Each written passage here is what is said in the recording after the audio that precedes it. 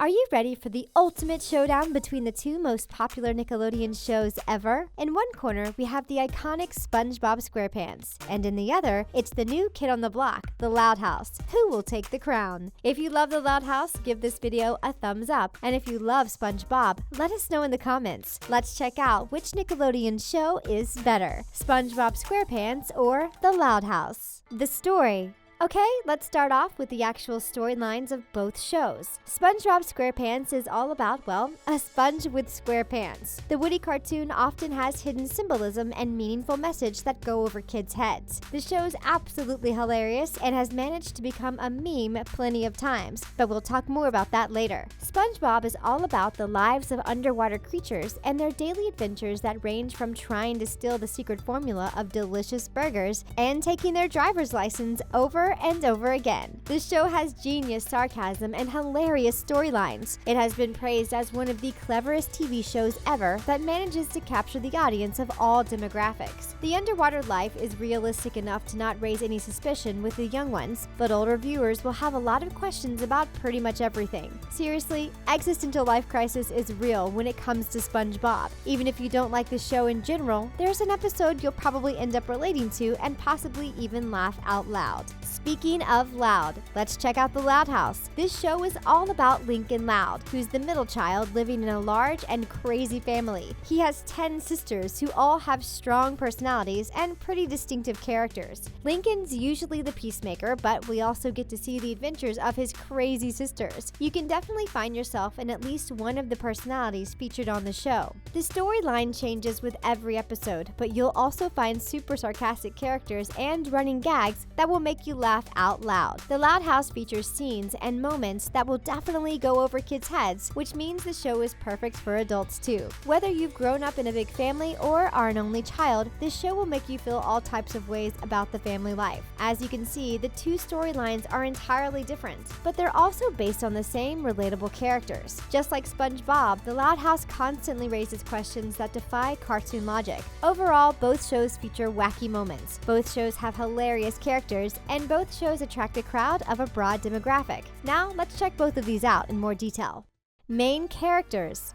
So let's talk about the main characters of both shows, starting with SpongeBob Squarepants. SpongeBob has a strange variety of main characters that all include underwater creatures that were given a certain personality that's not really stereotypical to their nature. We see SpongeBob, the happy-go-lucky sponge that doesn't seem to be bothered by anything in life. Then we have the dim-witted Patrick, who's, well, living under a rock quite literally. Another is the money-hungry Mr. Krabs, the owner of Krusty Krabs, where SpongeBob works. Squidward is SpongeBob's grumpy neighbor, who just can't seem to understand why these annoying creatures just can't leave him alone. We also frequently see Plankton, who desperately tries to do whatever he can to steal the secret Krabby Patty formula to make his own restaurant. What makes SpongeBob characters so amazing is that their characters are incredibly surprising. They don't fit into any kind of real stereotypes, and even Patrick can sometimes surprise you in saying something completely genius. Squidward, who seems to be grumpy most of the time, also has almost 500 self-portraits in his home for whatever reason. The characters have complex personalities that actually work well and allow for plenty of storylines and surprising discoveries. But on the other side, we have the Loud House, where its main characters are obviously based on some of the biggest stereotypes. Each of the sisters has a strong personality that can sometimes be seen quite stereotypical. For example, Lori is the grumpy oldest sister,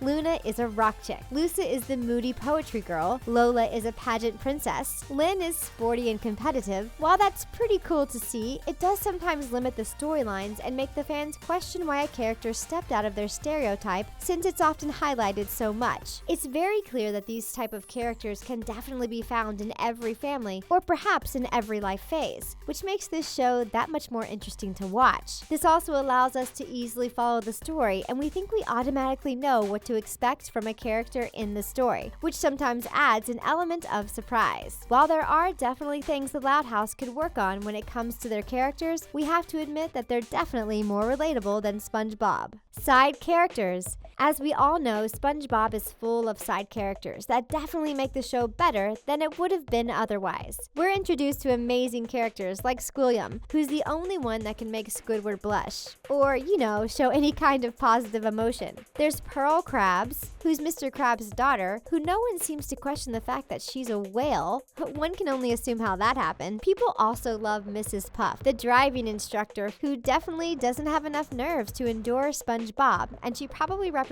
a lot of teachers out there. And then there's, of course, Mermaid Man and Barnacle Boy, the ocean superheroes. SpongeBob's side characters are absolutely hilarious, and they really are the ones that make some of the episodes the best episodes ever. We obviously can't forget about Patchy the Pirate, who's responsible for starting off one of the catchiest theme songs ever. Make sure to let us know your favorite character, because we're sure you have a few. But before you do, how many side characters from the Loud House do you know? The Loud House has several side characters on the show, although unlike SpongeBob, they appear even less frequently since the show hasn't been on air for as long. Unlike SpongeBob, the Loud House's characters are more family-oriented, although you could say they're equally as crazy and entertaining. One of the best characters on the show is definitely Clyde, Lincoln's best friend. He can be frequently seen on the show, and his twisted obsession with the oldest sister, Lori, is sometimes taking it just a little bit too far. The Loud House side characters also include Ronnie, his other best friend who used to be Lincoln's bully. Go figure. We also frequently see Rusty Spokes, the ginger kid who's into sports. While the Loud House side characters definitely aren't as developed as SpongeBob's, they definitely bring important elements to the story, and the episodes wouldn't be the same without them. But we do have to say that if we have to make our vote,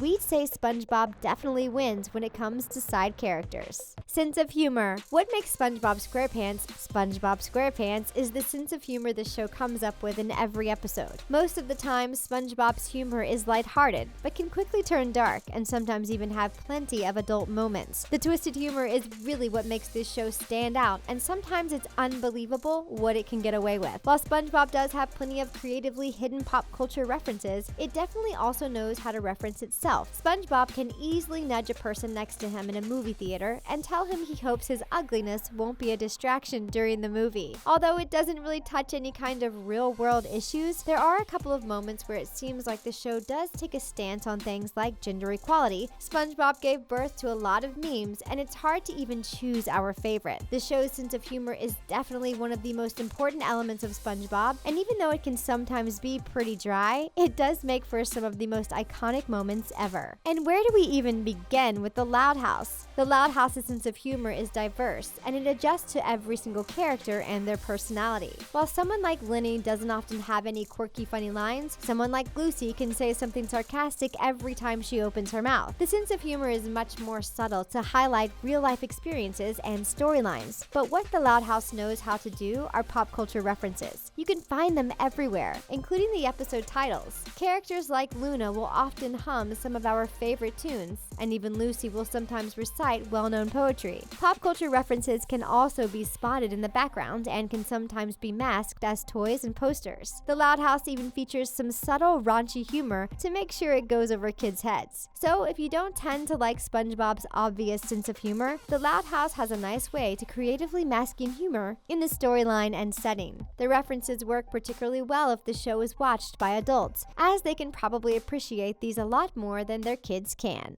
Viewership. SpongeBob Squarepants draws in an interesting demographic that separates into two different categories. While the actual show on TV is primarily watched by 3.1 million kids from the age of 2 to 11, there are single episodes or even just memes and moments that are adored by young adults and sometimes even older generations who had the pleasure to watch this show when they were kids. Because SpongeBob has been around since 1999, it means a lot of the viewers grew up with the show and are now adults who fondly remember early seasons.